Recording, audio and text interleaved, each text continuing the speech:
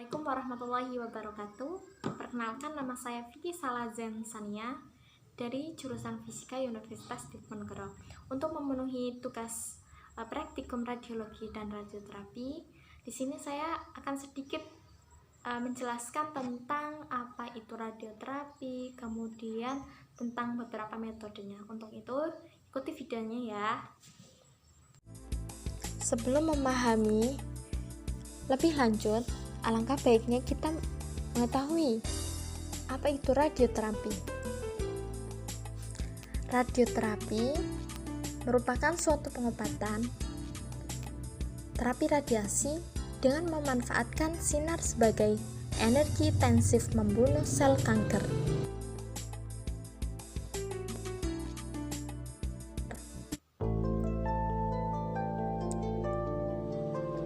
Untuk jenis-jenis pengobatan radioterapi, secara umum ada dua jenis yang digunakan dalam pengobatan kanker. Yang pertama adalah radioterapi eksternal. Radioterapi eksternal adalah tipe yang paling sangat umum dari radioterapi. Sebuah mesin akan memancarkan radiasi, biasanya X-ray dengan intensitas yang tinggi. Radiasi akan diarahkan pada bagian tubuh yang terkena kanker. Tiap sesi biasanya membutuhkan waktu sekitar 10-30 menit. Anda tidak akan merasakan sakit atau kepanasan selama terapi. Untuk yang kedua, ada radioterapi internal. Yaitu ada dua cara radioterapi internal yang umumnya dilakukan. Yang pertama adalah implan. Umumnya implan itu ditempatkan pada bagian tubuh yang terkena kanker atau di dekatnya. Ukuran dan bentuk implan sangatlah beragam dengan materi radioaktif yang berbeda-beda, terutama digunakan untuk kanker pada rahim, rektum, serviks, prostat, mulut, dan leher. Dan yang kedua adalah cairan, yaitu dengan cara meminum cairan yang mengandung iodin radioaktif. Misalnya untuk pengobatan kanker tiroid. Kandungan dari iodin radioaktif akan diserap oleh aliran darah, kemudian diserap oleh sel-sel tiroid yang baik, yang terkena kanker atau normal, yang kemudian akan terkumpul dan menghancurkan sel-sel pada tiroid. Selain itu, terdapat beberapa metode baru dari radioterapi dari yang di atas dan yang dijelaskan sebelumnya, yaitu ada IGRT, itu radioterapi yang dipandu pencitraan atau imaging guided radioterapi yang memungkinkan radiasi lebih akurat yang mengarah pada sel kanker. Kemudian ada IMRT, Intensity Modulated Radiation Therapy, terutama berguna untuk pengobatan kanker pada bagian kepala dan leher. Kemudian ada SRT, Stereotactic Radiotherapy, yang digunakan dengan mengarahkan pada kanker yang berukuran kecil. Kemudian ada terapi sinar proton atau proton beam, terapi yang juga dapat meminimalisasi jaringan sehat untuk terkena radiasi dengan akurasi yang tinggi terhadap kanker saja.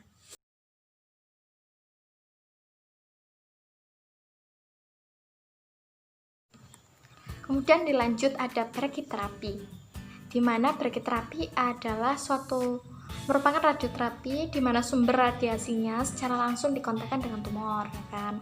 Dalam terapi dengan brachytherapy dikenal ada dua teknik, yaitu ada teknik konvensional atau manual loading, kemudian ada remote afterloading. Kemudian ada teknik pemasukan sumber radiasinya, yaitu ada 3 teknik. Yang pertama adalah interstitial, yaitu sumber dimasukkan atau ditanam secara langsung ke dalam jaringan tumor dengan cara pembedahan. Kemudian yang nomor 2 ada yang namanya intercavitary, yaitu sumber dimasukkan dengan menggunakan alat bantu seperti kateter melalui lubang mulut yang disebut juga sebagai aplikasi intraluminal. Kemudian yang nomor 3 yaitu surface, itu dengan menempelkan sumber di atas permukaan tumor pada kulit yang disebut juga dengan terapi superficial. Kemudian untuk teknik berikutnya ada teknik remote afterloading, di mana teknik remote afterloading merupakan teknik brachytherapy yang dilengkapi dengan sistem remote, yaitu untuk mendorong sumber keluar dari sumber wadah sumber hingga masuk ke aplikator melalui kateter atau kabel. Kemudian sumber ditarik kembali ke wadah setelah waktu penyinaran selesai secara elektromagnetik dengan kendali komputer. Bagian komponen dari remote afterloading, bagian-bagiannya yang pertama ada unit penyinaran atau treatment unit, yang kedua ada unit control yang dilengkapi alat penunjang. Kemudian dosis-dosisnya dari berbagai sumber yang digunakan dikelompokkan menjadi 3, yaitu ada LDR, kemudian MDR, HDR, di mana LDR itu low dose rate, kemudian MDR medium dose rate, kemudian HDR high dose rate. Kemudian sumber-sumber yang digunakan dalam brachytherapy yaitu ada 3, ada cesium 137, terus ada kobal 60 dan iradium 192.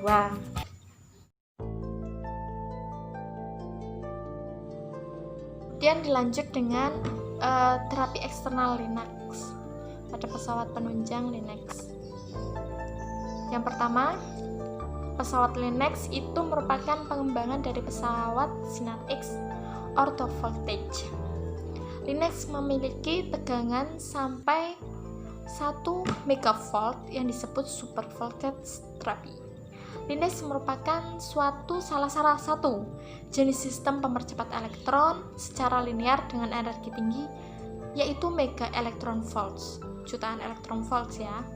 Pesawat Linacs yang digunakan untuk terapi mempunyai energi 4 sampai 35 megavolts.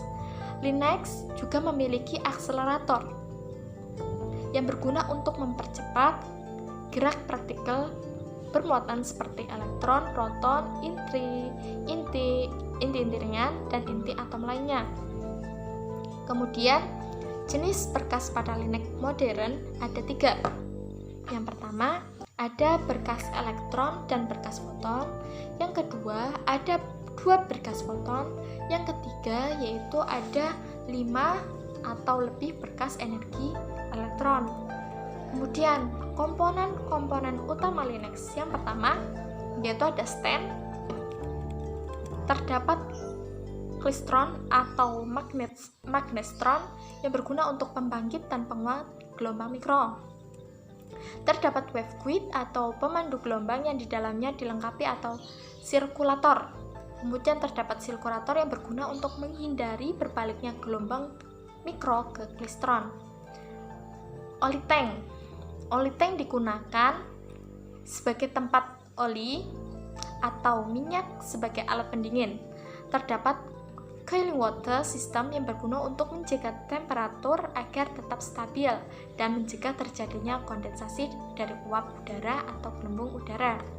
Kemudian yang kedua ada gantry.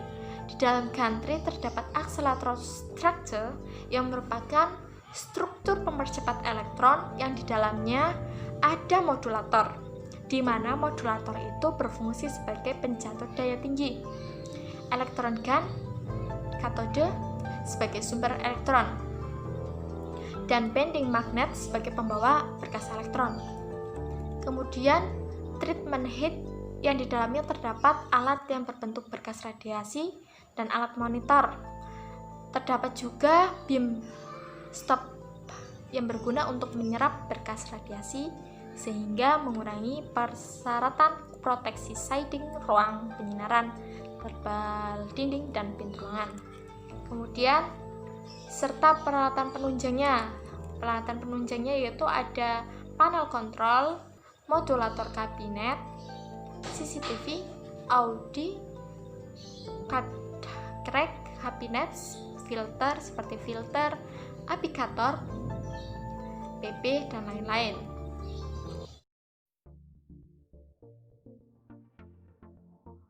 Kopel 60, yaitu dimana kopel 60 itu merupakan suatu isotop radioaktif kopel sintesis karena waktu paruhnya yang pendek dari 5,27 tahun. Kopel 60 tidak ditemukan di alam, ya kan? Hal ini dihasilkan secara artifisial oleh aktivasi neutron dari kopel 59. Kopel 60 meluruh oleh peluruhan beta menjadi isotop nikel stabil 60, memancarkan dua sinar gamma dengan energi 1,17 dan 1,33. Isotop pada kopel 60 memiliki aktivitas untuk telepati sekitar 3.000 sampai 9.000 Curie. Pesawat ini dilengkapi dengan lampu kolimator dan fiber optik yang berfungsi untuk mendapatkan titik sentral dari luas lapangan penyinaran, mengatur jarak sumber ke objek dengan mengubah ketinggian meja. Kemudian, kolimator pada kopel 60 dapat diputar 180 derajat loh, dilengkapi dengan pembuka kolimator secara horizontal. Kemudian ada penumbra pada kopel 60. Penumbra itu adalah suatu bidang tepi berkas radiasi primer yang dimulai dari tepi lapangan radiasi ke arah lateral sampai pinggir bekas radiasi primer. Dalam daerah ini terjadi perubahan dosis yang sangat cepat dengan arah lateral keluar lapangan sampai pinggir bekas radiasi primer. Penumbra dapat dibedakan menjadi 3, yaitu yang pertama ada penumbra transmisi, kemudian ada penumbra fisik geometrik. Yang pertama tadi penumbra transmisi adalah penumbra yang terjadi akibat radiasi transmisi yang berhasil menembus kolimator. Penurunan dosis ke arah lateral disebabkan salah satunya adalah akibat perbedaan lintasan foton dalam medium kolimator. Kemudian ada penumbra fisik, yaitu didefinisikan sebagai daerah tepi lapangan sampai dengan garis kurva isodosis sekitar 20% dalam kedalaman maksimum. Kemudian ada penumbra geometrik, yaitu penumbra yang terjadi sebagai akibat ukuran dari sumber radiasi. Dan ada dari beberapa faktor yang dapat mempengaruhi lebarnya penumbra geometrik. Faktornya antara lain adalah ukuran sumber, kemudian jarak sumber ke permukaan medium, kemudian jarak sumber ke ujung diafragma kolimator, dan juga jarak sumber ke titik interest. Aplikasi pesawat kopel 60 digunakan untuk radioterapi pada beberapa objek.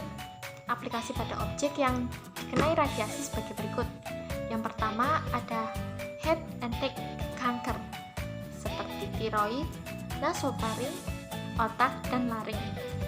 Yang nomor 2 itu pada kanker payudara. Yang nomor 3 yaitu pada vertebrata ekstremitas.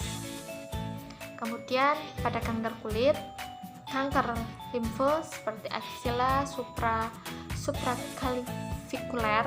Kemudian ada pada kanker rahim juga. Mungkin itu saja yang dapat saya sampaikan. Jangan lupa ya, subscribe and like video ini. Terima kasih.